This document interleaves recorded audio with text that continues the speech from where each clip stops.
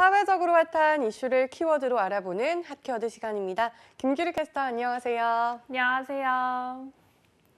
세대별로 자산 형성 속도를 비교한 분석표가 나왔습니다. 나는 어느 세대에 속하는 걸까? 나의 자산은 어느 정도 상황이어야 하는 걸까요?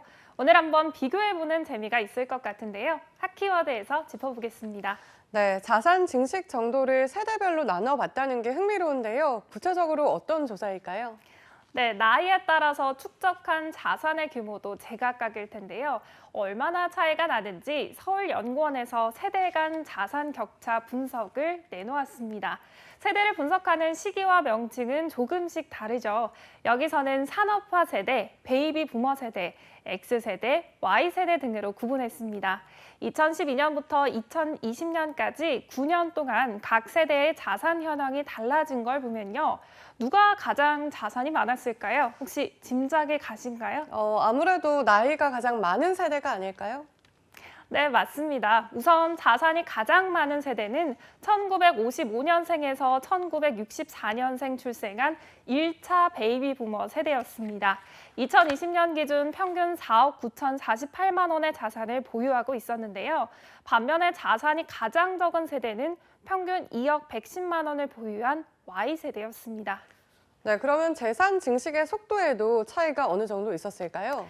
네, 지난 9년간 전 세대 가운데 가장 빠르게 자산을 증가시킨 세대는 X세대였습니다. X세대의 자산은 2012년에서 2020년 사이에 2배 넘게 뛰었는데요. 전반적으로 X세대와 1차 베이비 부머는 9년 사이 앞세대와 자산 격차를 크게 좁혔습니다. 하지만 X세대는 부채량이 가장 많이 늘어난 세대이기도 합니다. 9년 사이 X세대의 부채는 3배 가까이 늘었거든요. 그럼 바로 뒷세대인 25살에서 36살 사이의 Y세대는 어땠을까요? 반면 Y세대는 앞세대들과의 자산 격차를 크게 좁히진 못했는데요. 2020년 기준 Y세대의 자산은 전국 평균 2억여 원인데 X세대의 절반 수준밖에 안 됩니다. 다른 세대보다 자산 축적이 매우 더딘 상태인 것으로 보이는데요. 자산에서 부채를 뺀 순자산액으로만 보면 지난 9년간 X와 Y세대의 순자산액은 부채와 함께 꾸준히 증가했습니다. 이는 X, Y세대가 대출 등을 활용해서 자산을 늘렸기 때문이라는 분석입니다. 네, 자산 유형별로도 혹시 세대별로 차이가 있었을까요?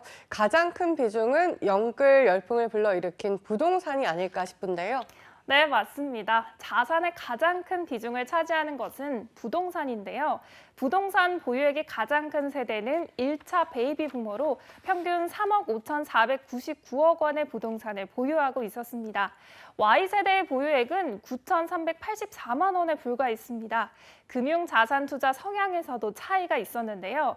XY세대를 비롯한 젊은 세대는 금융자산 운용에 있어서 주식이나 채권 같은 직접 투자를 선호했고요. 수익성을 주로 고려하기 때문에 예금 이용 빈도는 낮았습니다. 2차 베이비 부머는 예금을 제외한 직간접 투자 방식을 골고루 사용했고 1차 베이비 부머는 개인연금을 선호했습니다. 네, 역시 부동산이었군요. 그러면 집값이 가장 비싼 지역, 수도권 지역에 사는 세대가 더 속도도 빨랐을 것 같은데요.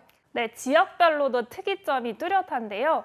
만 나이로 60에서 70살에 해당하는 수도권 산업화 세대는 지금까지도 비교적 많은 자산을 갖고 있는데 수도권 1950년대생의 평균 자산은 5억 7,994만 원이었습니다. 같은 세대 비수도권의 평균 자산을 보면요. 비수도권 1950년대생의 평균 자산은 3억 6,747만 원에 그쳤습니다. 늘어나는 속도를 봐도 지역별 차이가 있었습니다. 2012년에서 2020년 자료를 기준으로 자산 최저점에서 최고점에 이르기까지 수도권 거주 가구주는 자산이 15배 늘었는데요. 반면에 비수도권은 10배 상승에 그쳤습니다. 전 생애 주기 동안 자산 축적의 속도가 비수도권보다 수도권이 약 1.5배 더 빠른 겁니다. 네, 더 큰 문제는 시간이 지남에 따라 이렇게 세대별 자산 격차는 더욱 벌어질 것이란 점입니다. 그런 만큼 취약 세대에 대한 다각적 정책 지원이 필요하지 않을까요? 자, 지금까지 핫키워드 김규리 캐스터였습니다. 고맙습니다.